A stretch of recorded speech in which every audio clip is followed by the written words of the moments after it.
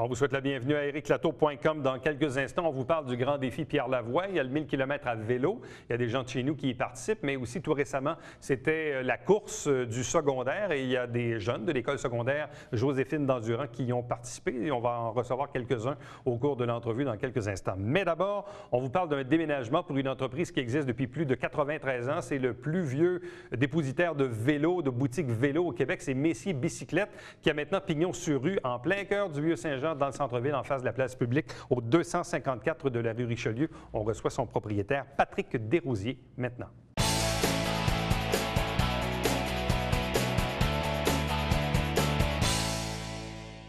Qui dit printemps dit vélo, bicyclette, plein air, centre-ville, piste cyclable.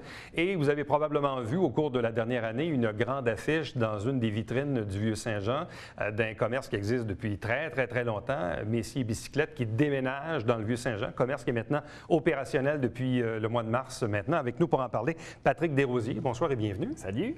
Ça existe depuis combien de temps, Messier Bicyclette? En fait, c'est la plus vieille boutique de vélo au Québec qui n'a jamais fermé ses portes, puis ça depuis 1921, donc 93 ans cette année. 93 ans. Moi, je me rappelle quand on était tout petit et que notre bicyclette brisait, mon père disait on s'en va chez Messier Bicycle. Oui. C'était ça, sur la rue Saint-Jacques. Exact. Est-ce que le commerce a toujours été sur Saint-Jacques? De 1921 jusqu'à 1945, il a été dans les entreprises Yolande. C'est l'espèce de bâtiment à verre fluo qui est sur le coin de Séminaire et Saint-Jacques. Oui. C'est là que Antoine Messier, le père, a starté Messier Bicyclette. Puis en 1945, ils ont déménagé ça dans la maison familiale jusqu'à ce jour. Sur la rue Saint-Jacques? Exact. Près de la rue Mercier? Exact. À quel moment, toi, tu es arrivé dans l'entreprise? Dans l'entreprise, en 2006, mais je travaillais déjà là depuis vraiment très longtemps déjà. Tu sais, dans une boutique de vélo, il y a toujours le petit jeune passionné qui est là tous les jours. J'avais mon petit commerce de tonte de pelouse. Je faisais mes pelouses entre 7 et 9. Puis de 9 h jusqu'à 5 h, j'étais assis tous les jours en train de lire des revues et à regarder les mécanos faire leur travail. À 13 ans, pour m'occuper, parce que j'étais là, ils ont commencé à me faire travailler. Donc, j'ai travaillé de 13 ans jusqu'à ce que j'achète à 27 ans. Puis depuis ce temps-là, je suis propriétaire. Et la famille Messier, dans le fond, M. Messier, avec quel âge? M. Messier a laissé, dans les débuts des années 90, son magasin aux mains de Denis Benoît pour aller prendre soin de sa femme qui était malade dans ce temps-là. Depuis, comme j'ai eu l'occasion de rejaser avec le fils, qui était très heureux justement de la tournure des événements, surtout du nom de sa famille. Là. Bon. À quel moment avez-vous pris la décision de déménager la boutique de son emplacement qui était la rue Saint-Jacques à ici, sur la rue Richelieu, dans le centre-ville? Bien, c'est arrivé vraiment sur un coup de dé, en fait. Parce que ça faisait 100 ans tout près qu'on était à cet endroit-là, la clientèle était fidèle, puis ils faisaient des détours pour venir nous voir. Sauf que le bâtiment dans lequel on était commençait à avoir un petit peu d'âge, puis ça devenait un petit peu comme désirable, on était plus limité. Donc, je me suis permis d'aller voir ailleurs, puis on est tombé sur ce bâtiment-là, puis M. Galipo a vraiment été extrêmement généreux avec moi. Il m'a beaucoup aidé là-dedans. Ça fait en sorte qu'on a pu se procurer le bâtiment, puis maintenant, là, une nouvelle aventure qui commence. Donc, c'est le bâtiment de l'ancienne mercerie Galipo, à côté des chaussures Pierre-Roy. Exactement. Donc, au 254 de la rue Richelieu, en face du parc qu'on appelle la place publique. Exact. Certains diront c'est un peu courageux de s'installer au centre-ville alors qu'on sait très bien que là, il va y avoir des travaux. On va ouvrir la rue, on va enfouir les fils, l'entrée nord, l'entrée sud, le nouveau pont. Probablement que dans 5 ans d'ici, ça va être tout à fait merveilleux, mais il y a quand même les prochaines années à passer au travers. Est-ce que c'est pas un peu risqué d'investir à ce moment-ci dans le centre-ville? Bien, je pense que c'est jamais risqué. En fait, dans mon cas, à moi, je me rapprochais de la piste cyclable. J'investissais dans un environnement qui était beaucoup plus clément pour moi que le centre-ville où j'étais. Ça fait en sorte que ça m'a pas pris beaucoup de temps à évaluer les tenants aboutissants de tout ça. J'ai juste fait le saut parce que j'aime le centre-ville. Tu sais, mon cœur est au centre-ville. J'adorais comme traîner ici quand j'étais plus jeune. L'énergie, les bâtiments, les gens qui y rentrent, qui y viennent. Il n'y a personne qui se promenait à pied pour s'en tourner, comme pour venir me voir. C'est des gens qui retournaient chez eux. Ici, c'est juste des gens qui se promènent. C'est une énergie qu'on n'a pas à sous-estimer quand on est au centre-ville, que je ne suspectais pas qu'il y avait ici avant. Bon, évidemment, vous êtes dans un coin qui va être appelé encore à se développer davantage. Bon, Chaussures Pierre Roy est quand même établi depuis très, très, très longtemps. C'est une merveilleuse boutique et tout ça. Il y a la place publique qui est en face, là, qui est un des premiers segments qui a été restauré. Certains diront, qu'advient-il du stationnement? Parce que ça, c'est souvent une problématique qui est soulevée par les gens qui veulent commercer dans le centre-ville. Si on va aller chez vous, on va se stationner à quel endroit? Bien, somme toute, j'ai pas fait encore une fois d'études comme prononcées sur le sujet, mais d'emblée, je regarde, j'ai des endroits de stationnement à l'avant du bâtiment qui sont vraiment comme très faciles d'accès et généralement très libres. Ensuite de ça, c'est sûr qu'il y a le stationnement municipal en arrière qui est fortement utilisé par les employés de la Caisse de jardin, mais somme toute, mes clients à date ont un peu... Oui, ils ont maugré un peu sur le fait de circuler un petit peu autour pour trouver l'emplacement. Mais une fois qu'ils l'avaient trouvé, bon, finalement, c'était pas si pire que ça, là. Puis surtout, à l'autre emplacement, j'avais comme un grand stationnement dans lequel j'étais, moi et mon mécano, installés dedans et c'était tout. Okay. Pendant quelques années, on passait les étés dans le bout de Granby-Bromont, puis sur le long de la piste cyclable, quand on arrive au lac Boivin, il y a une boutique de vélo qui est là. C'est tout à fait fantastique parce que tu es sur la piste, tu as un problème, tu rentres là, oups, t'en profites pour acheter un gugus ou peut-être même te magasiner ton prochain vélo. Quand on parlait tantôt de proximité avec la piste cyclable, donc, ce que je présume, c'est que vous souhaitez un peu profiter du trafic de cyclistes, là, de vélos qui passent là, dans le centre-ville. Bien, c'est clair qu'initialement, il y avait Vélozone qui faisait vraiment un bon travail au centre-ville, puis on était les deux seuls au centre-ville. Sauf que là, depuis qu'il a déménagé plus loin, mais là, c'est sûr que toute la clientèle de gens qui circulaient ont finalement abouti chez nous. Puis je me suis dit en même temps que d'être plus près, plus visible, bien, ça va sûrement simplifier justement cette clientèle-là, du moins l'accès de cette clientèle-là. Ouais. Parce que l'argument que lui nous avait donné à l'époque, on l'avait reçu en entrevue, il disait « Ouais, bien, on veut s'agrandir, puis il y a le stationnement. » Puis à l'époque, les projets du centre-ville n'étaient pas très, très clairs non plus. Fait que je peux comprendre qu'au moment où il a pris sa décision, il voulait probablement quelque chose de plus sécure. Mais en même temps, là, les choses ont un peu tourné. Projet qui semble effectivement vouloir s'achever avec 40 millions d'investissements sur à peu près 5-7 ans. Donc, ça aussi, je présume, ça fait partie des considérants que vous avez pris en compte. En fait, j'ai vraiment... Mon cœur voulait aller au centre-ville. C'est vraiment ça. C'était juste ça. J'aime le centre-ville. Fait que si j'aime l'endroit où je travaille, je vais le faire, je vais en témoigner aussi dans mes ventes. Au-delà de l'emplacement, parce qu'il y a quand même quelques boutiques de vélo à Saint-Jean, des bonnes boutiques, des bons produits, tout ça, qu'est-ce qui vous différencie d'une boutique à l'autre? Bien, je pense que d'une boutique à l'autre, on vend tous des bons produits. Sauf que je pense qu'on choisit les marques selon nos valeurs à moi, selon nos valeurs à nous. Comme moi, j'ai choisi des compagnies qui vont me rejoindre, qui vont m'exciter. Quand j'en parle, j'ai envie d'en parler. Il y a certaines compagnies que je vais tenir plus que d'autres en conséquence de ça. C'est simplement ça. Bien, je pense qu'on essaie tout d'avoir un service plus personnel, comme prendre le temps de... Puis je pense qu'au centre-ville, c'est l'énergie justement qu'on a. On peut prendre le temps. Je ne suis pas parqué en double sur le séminaire ou regarder le trafic dehors et me dire qu'à 20 esprits, je suis dans l'heure de pointe. Au centre-ville, on dirait que les gens prennent le temps et c'est ce que j'aime parce qu'ils vivent à mon rythme à moi. Là. Quels sont justement les produits vélos que vous avez en ce moment, les marques que vous détenez? Bien, somme toute, je vends Giant parce que celle-là, question rapport qualité-prix, je trouve ça vraiment le meilleur produit pour mon client en général, en toute bonne conscience. Ensuite de ça, il y a Felt qui vient le compléter, qui sont deux compagnies qui sont très effervescentes côté engineering. C'est ce qui s'apparente à mon ancienne vie avant que j'achète le magasin. Puis il y a Kona que je vais vendre aussi, tout simplement parce que peu importe sur lequel on s'assoit, on a toujours envie de faire des niaiseries dessus. C'est vraiment une compagnie qui rend les vélos vraiment accessibles puis vraiment axés sur le plaisir de rouler. Quand on achète un vélo, c'est quoi qu'il faut regarder? C'est les matériaux qui sont utilisés, c'est le fait qu'il soit pesant ou léger, c'est le dérailleur, les vitesses, les freins? Bien, somme toute, ça vient un peu déroutant des fois. Tu sais, dans mon discours de vente, je parle beaucoup du beau-frère.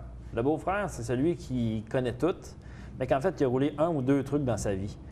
Fait que, faut faire attention avec le beau-frère. Sauf qu'avant tout, pour vraiment aider votre conseiller à bien vous aider, il faut vraiment savoir... tu sais, un vélo, c'est pas juste un moyen de transport. C'est pas aller de A à B. Là. Si on saupoudre un petit peu de plaisir dans l'équation, ça vous amène où?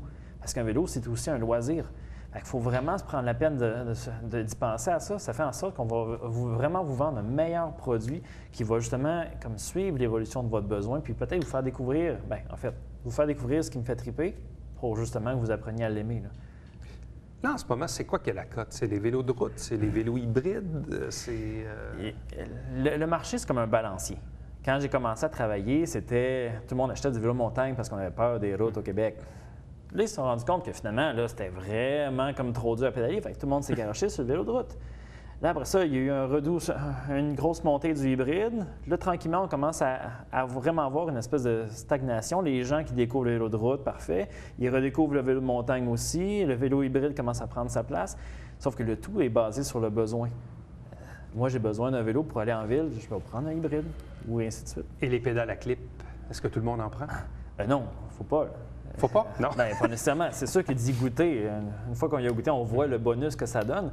Sauf que c'est comme quand les clients viennent, on dirait qu'ils sont obligés, à cause de s'acheter un vélo de route, d'acheter des pédales à clip. Avant de s'attacher sur un vélo, on va s'organiser pour le reconnaître un peu. Fait que dompter la bête. Après ça, attachez-vous sur le vélo. Vous allez avoir juste ça à penser. Vous allez pouvoir vous concentrer là-dessus puis l'apprécier plus. Parce que sinon, c'est juste un argument pour vous planter sur le bord d'une lumière rouge. C'est ça. Oui, c'est ça. Il faut y penser. Il faut se donner la peine. Le cerveau, ça y prend 21 fois le même mouvement pour que ça devienne un réflexe.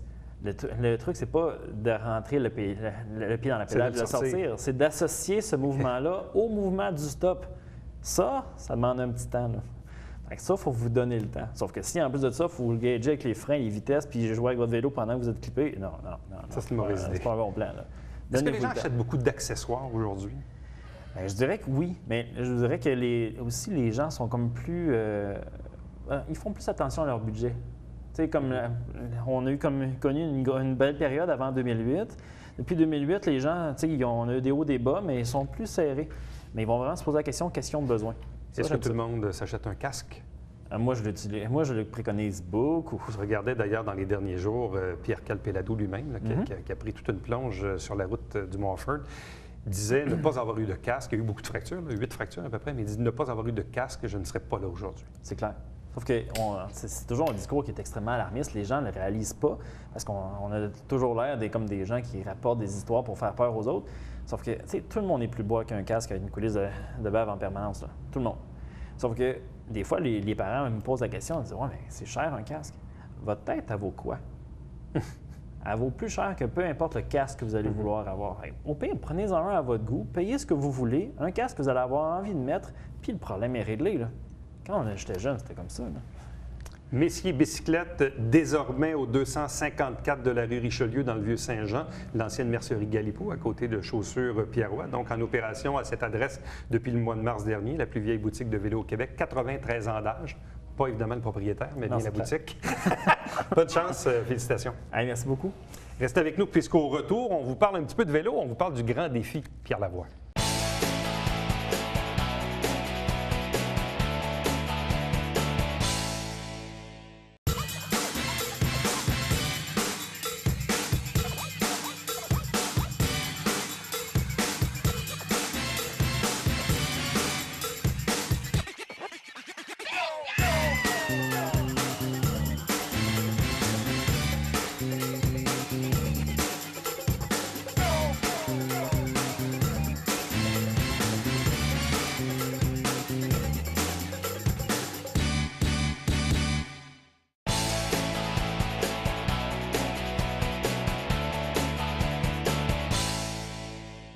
On est dans la saison du grand défi Pierre Lavoie. Vous l'avez vu, il y a quelques jours, il y avait un départ du côté de Québec, le défi du secondaire. Il y avait des jeunes qui faisaient une course Québec-Montréal. Et là, tout prochainement, à la mi-juin, ça va être le grand défi, le 1000 km à vélo. Bref, il y a un film également.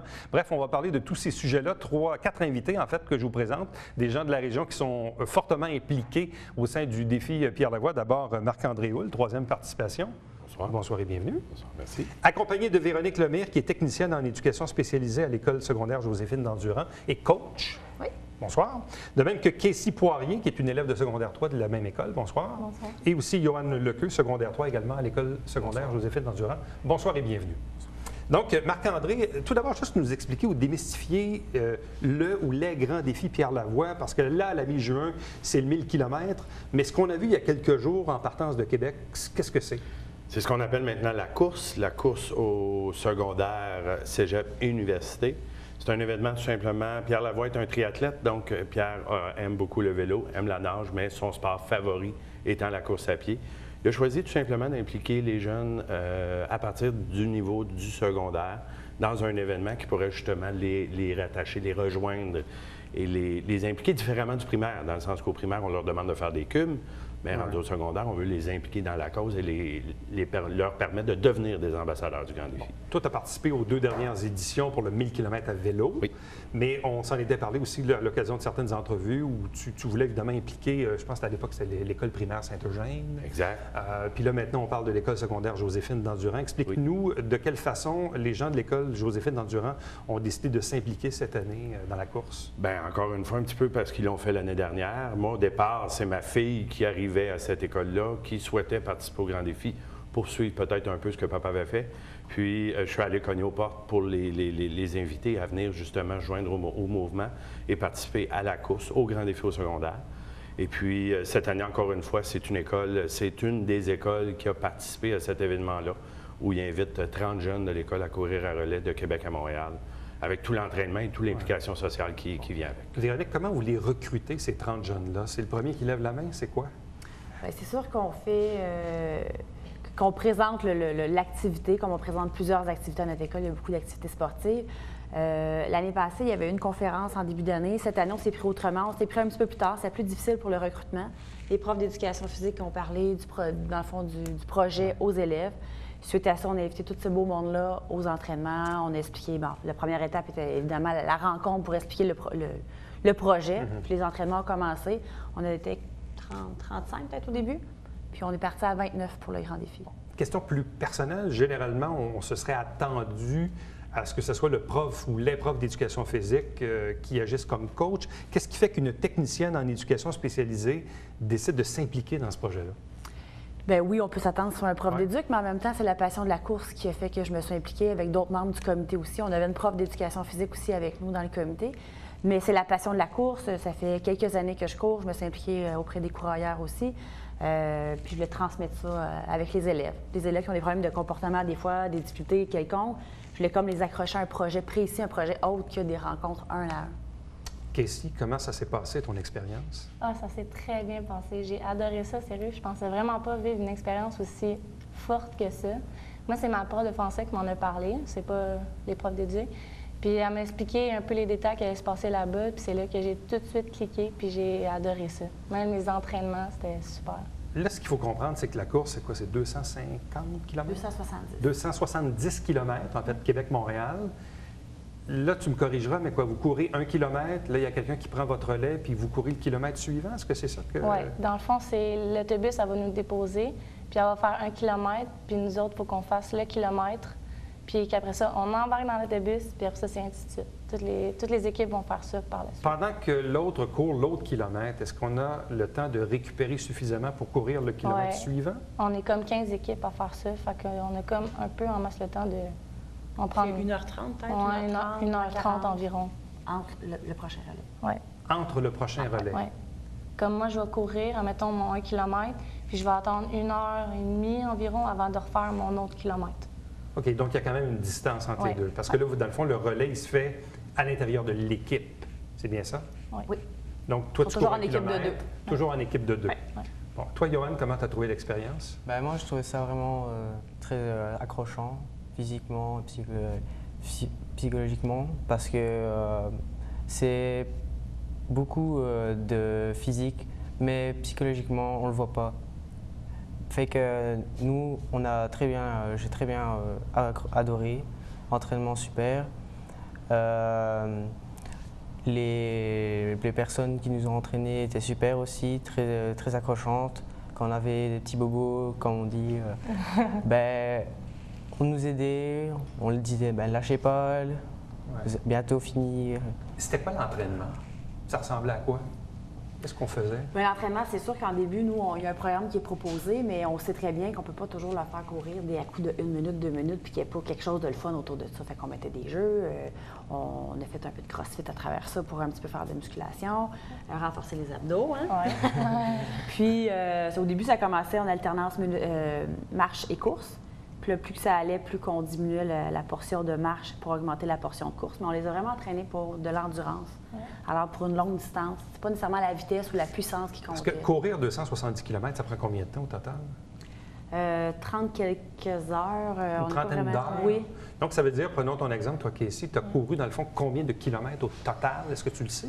Non, mais je crois que j'en ai beaucoup couru, beaucoup. Combien de temps? Une vingtaine Ouais. par personne. Une vingtaine ça va de de kilomètres 17, par personne. Ouais, 17 km.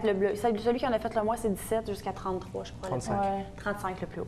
Moi, j'en ai fait 24 en fin de semaine. Donc, c'est une vingtaine de kilomètres Ouais. par personne sur une trentaine d'heures. Parce qu'il y a la course la nuit aussi. Il y a des jeunes qui ont participé à la course la nuit qui était de 7 km. Il y en a qui sont rajoutés des kilomètres. Il y avait la course sur le pont Jacques-Cartier. Il y avait juste une équipe qui avait la chance de vivre le pont Jacques-Cartier. C'était 5 km. Alors, c'est Ouais. ça qui fait que la différence de kilomètres. Là, Marc-André, il y a quoi? Il y a un film qui a été tourné sur le grand défi Pierre Lavoie, qui sera d'ailleurs diffusé prochainement au réseau TVA. Il va être diffusé dimanche, le 8 juin, à 19h30 à TVA. Oui, c'est un film qui prend toutes les sphères, si on veut, qui touchent le grand défi. On part du primaire avec le secondaire, évidemment le 1000 km. C'est toutes sortes de petites histoires qui sortent à travers ça et qui permettent de raconter la grande histoire du grand défi Pierre Lavoie. Et ici à Saint-Jean, on est chanceux puisque justement l'école Joséphine Endurant, la gang qui était là l'année dernière en 2013, font partie des acteurs de ce grand défi-là, de ce film-là, où justement on va pouvoir découvrir des ados qui se préparent à ce grand défi jusqu'au moment où justement ils vivent ce grand défi-là en partance de Québec jusqu'à Montréal. Donc, vous jouez dans ce film-là? On joue les acteurs. Et des vrais? Des C'est vrais ça. acteurs. Mais qu'est-ce qu'on voit de toi ou des élèves? Écoutez, on va voir des moments forts, des moments plus difficiles. On va voir l'arrivée à Québec des coureurs quand ils arrivent le vendredi, l'endroit où ils vont coucher, la préparation qui les amène justement au samedi matin. Moi, de mon côté, je suis parti de la baie la veille, le vendredi matin. J'arrive le samedi matin pour aller rejoindre cette troupe-là. On va courir un petit bout ensemble. Par la suite, on se sépare pour se revoir à Montréal. Donc, une belle histoire, des moments très touchants, des moments très intenses entre moi et les jeunes et entre tous les autres personnages du film, soit dit en passant. Toi, Véronique, tu étais là l'an dernier aussi. C'est quoi la différence entre l'expérience de l'an dernier ou celle de cette année? L'organisation du Grand Défi s'est peaufinée cette année. C'était plus gros avec ils ont rajouté la course la nuit. Tout au niveau de l'organisation, c'est différent. La gang, on s'est pas mal... au niveau de l'entraînement, on a pas mal fait... C'était pas mal similaire à l'an passé. Il n'y a pas grand... tu sais, l'année passée, on avait le tournage avec TVA, on avait le tournage. C'est sûr que ça, c'était parmi nous. Là. Casey, est-ce que tu aimais la course avant d'en faire avec le Grand Défi? Au primaire, j'en faisais beaucoup. J'ai fait le cross-country, j'étais à l'athlétisme. J'ai toujours eu une passion pour la course. Là. Toi, Johan, est-ce que déjà, avant cette expérience-là, tu faisais déjà beaucoup de courses? Oui, je faisais déjà beaucoup de courses. J'aime le sport déjà à la base. Fait que pour moi, c'était un truc en plus à faire, un truc à essayer en plus. Marc-André, nous, quand on allait à l'école, ça n'existait pas le Grand Défi Pierre Lavoie. C'est quoi l'impact que ça a sur la jeunesse? Écoutez, je vais essayer de vous résumer ça très simplement. Vous connaissez mon histoire, M. Lato, on en a parlé maintes et maintes fois. Moi, si j'avais eu le privilège de connaître ça à l'adolescence, probablement j'aurais pris un virage différent. De voir ces jeunes-là qui, souvent, est-ce que ça en a gardé à l'école pendant l'entraînement? Parce que, justement, il y avait des entraînements. Parce que le sentiment d'appartenance à travers une équipe qu'on veut former, un peu comme on fait au football, un peu comme on fait à toutes les équipes sportives scolaires, bien, ça peut peut-être les garder à l'école. Et éloigner peut-être de futurs candidats à l'obésité. Pourquoi pas? Pourquoi pas? Visiblement, le maintien de poids est bon. Ça va très bien. Là-dessus, oui, ça va très fort, bien. ouais. Ça continue de descendre même.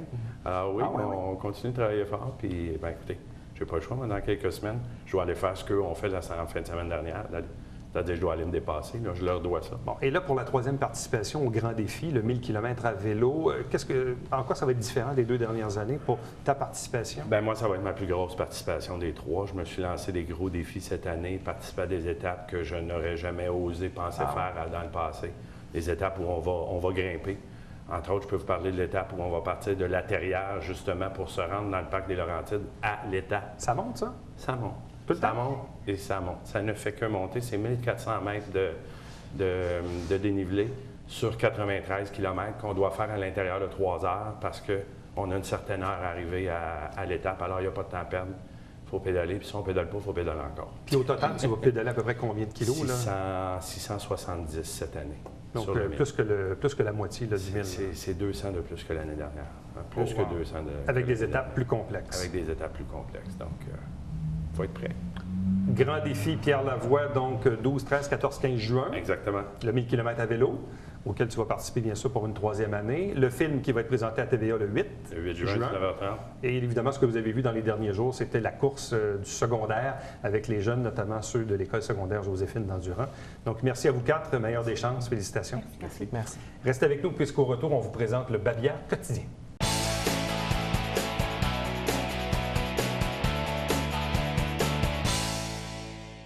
C'est le grand ménage à la boutique familiale d'Iberville. Tout doit partir les 29 et 30 mai. À chaque semaine, on vous présente l'émission qui s'appelle Saint-Jean-sur-Richelieu. Ce sont des extraits des travaux du conseil de ville. Le conseil, normalement, se tient le 1er et le 3e lundi de chaque mois. On en fait la captation et avec un conseil, on vous divise ça, dans le fond, avec des extraits pour 2 émissions qu'on présente les mercredis suivants. Et l'émission se retrouve également sur notre site Internet. Télébingo, 3 500 $ en prix. La carte pleine est à 2 000. C'est tous les dimanches matin, 9h30 au câble 9. Il y a une trentaine de dépositaires dans la région pour acheter vos livrets qui sont au coût de 8,50 $. Pour avoir la liste des dépositaires, vous allez sur le site Internet de la télé ou vous téléphonez ici même. Télévision du Richelieu, voici les coordonnées pour me joindre directement par courriel Éric Latour à commercial-tvhr9.com. Vous avez notre site Internet pour voir les entrevues que vous avez manquées. Les entrevues sont en format YouTube, donc disponibles si vous avez des appareils Apple. Et vous pouvez également nous aimer et nous suivre sur Facebook et sur Twitter. Le prochain rendez-vous d'ériclatour.com, c'est bien sûr demain. Bye bye.